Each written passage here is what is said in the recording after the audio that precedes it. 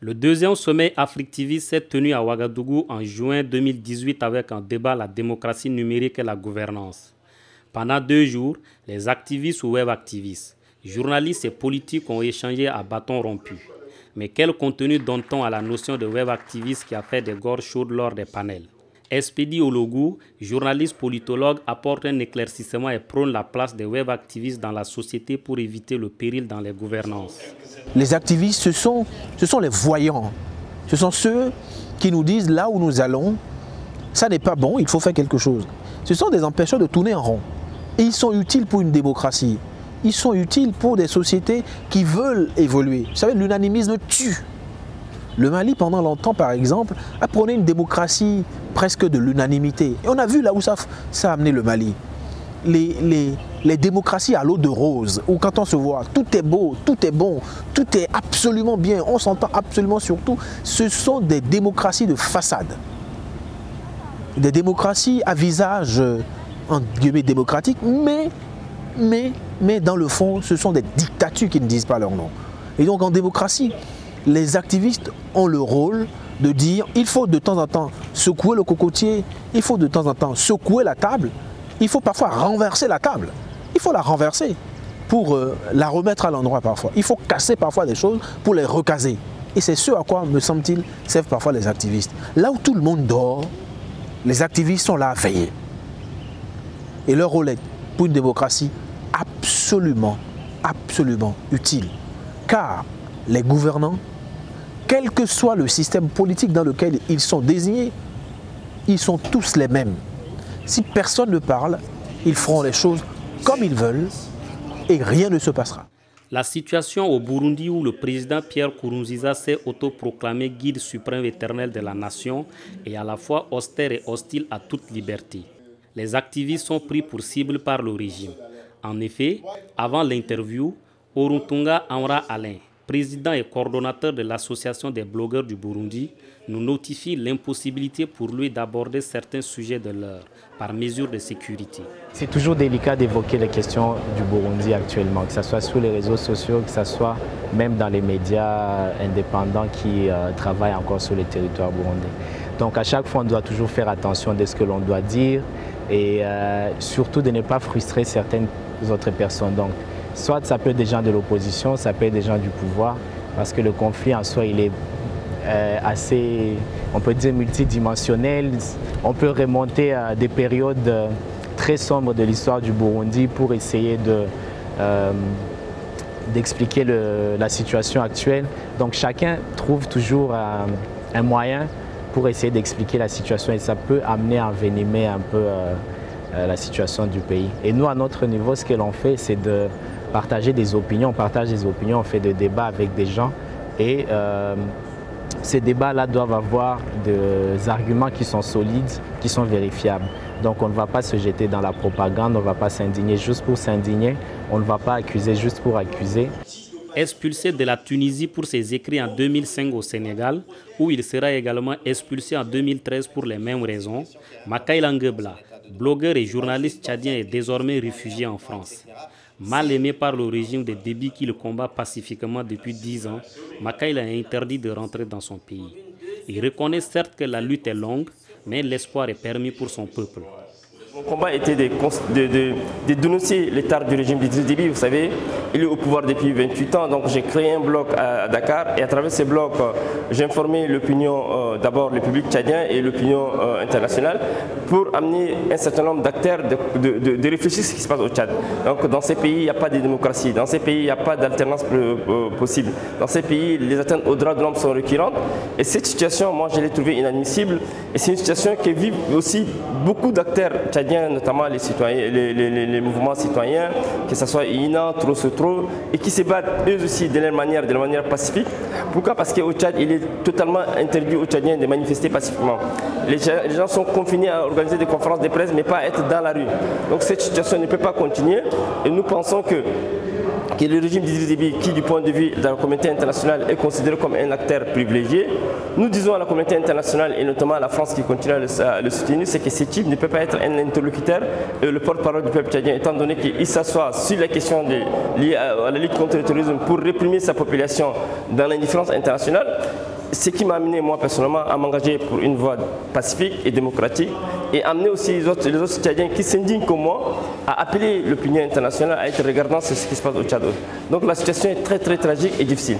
On ne peut pas laisser le peuple tchadien dans une totale indifférence où ce peuple est pris en otage par une minorité clanique, répressive, une armée totalement acquise à la cause d'Idriss Déby.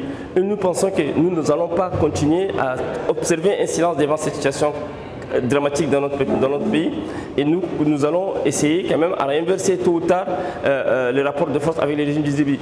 Cela veut dire quoi? Cela veut dire que nous n'allons pas toujours nous décourager, nous allons continuer.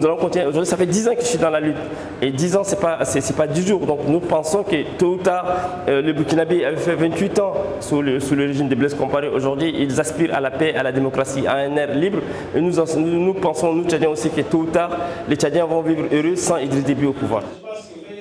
Abdoul Semar, activiste et journaliste algérien, a été interpellé et gardé à vue plusieurs fois dans son pays. Il refuse d'être un journaliste neutre dans une Afrique où règne l'injustice et la malgouvernance. Il s'indigne et se bat pour une Afrique de démocratie et de respect des droits humains. Dans nos pays respectifs, on est obligé d'être activiste et journaliste à la fois. On ne peut pas être un journaliste sans être activiste. Vu les atteintes aux droits de l'homme, vu la corruption, vu la dictature, vu tous les problèmes sociaux, les inégalités sociales, il n'y a pas d'état de droit. Comment on peut être un journaliste objectif dans des situations pareilles? Il ne peut y avoir qu'un journalisme engagé dans nos pays. Et qui dit journalisme engagé dit activisme ou cyberactivisme, parce qu'aujourd'hui les nouvelles technologies ont modifié la façon de faire du journalisme. Donc le journaliste ne peut pas être indifférent face à la souffrance, face aux précarités, à l'oppression dont subit sa société.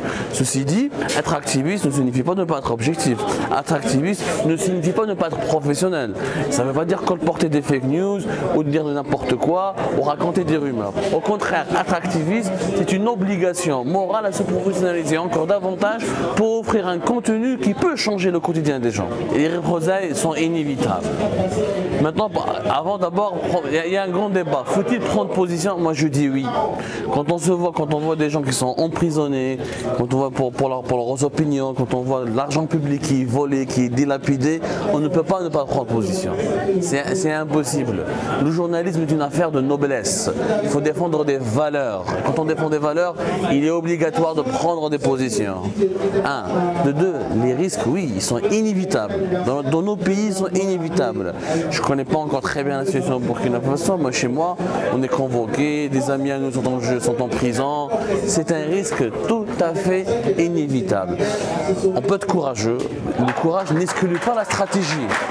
C'est-à-dire qu'il faut être stratège, il faut établir des stratégies pour tromper la vigilance des autorités, pour toujours filer, pour toujours trouver des astuces entre les filets et tout ça. Mais bon, si on passe par la prison, ce n'est pas très grave. De toute façon, je crois que nos pays sont des prisons à ciel ouvert.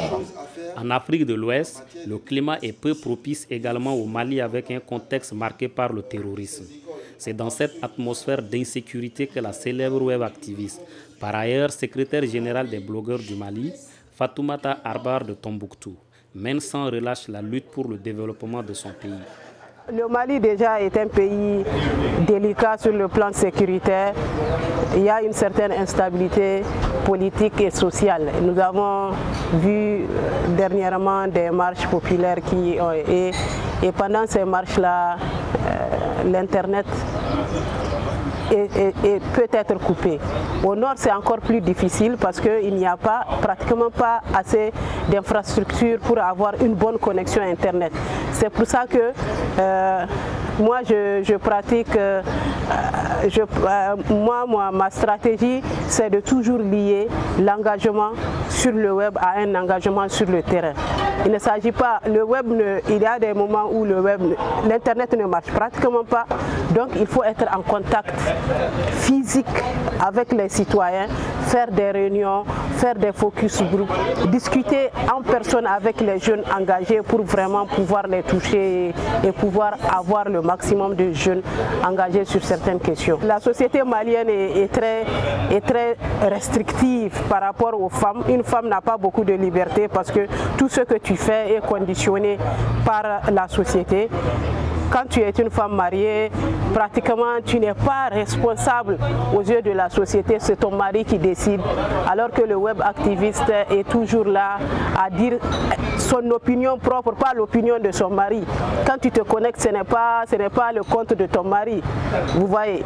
Et là c'est difficile. Il y a des moments où vraiment ça devient insoutenable, où la société même essaye d'influencer votre conjoint pour le pousser vraiment à vous faire quitter votre activité, très clairement. Mon message à la jeunesse malienne, c'est que nous avons franchi un bon cap cette année. Il est important à ce que nous gardons le cap et que la jeunesse soit le garant de la démocratie. Droit Libre TV, la web télé 100% droits humains, 100% liberté d'expression.